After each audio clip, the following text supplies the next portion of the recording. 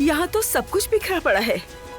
मुस्तफा बेटा, तुम्हारे अंदर तो बड़े हुनर छुपे हुए हैं। मैं तो चाहता ही यही था कि एक शेफ बनूं, मगर नसीब में नहीं था।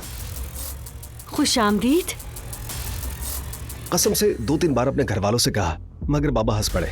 अम्मी ने कहा कि पागल हो गए हो, तुम तो अब्दुल्ला नाल के बेटे हो। अम्मी जान, बाबा जान क्यों नहीं आया बताइए? नाइला, बड़े बात कर रहे हैं, जरा खामोश रहो। तुम्हारे बाबा को गम से फालिज हो गया तो?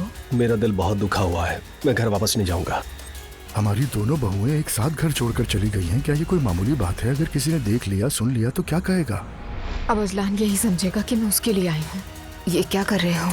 इन लोगों को बता दो कि मेरी बीवी घर छोड़कर भाग गई है। मैं तो ऐसे शादीशुदा जोड़ों पर फिदा हूँ। लगता है आज तुमसे जान नहीं छूटने वाली। मैं तुम्हारा साथ तो उम्र भर नहीं छोड़ूंगा मेरी जान। कसम से हमें यहाँ तो बहुत मजा आ रहा है ना मुस्तफा?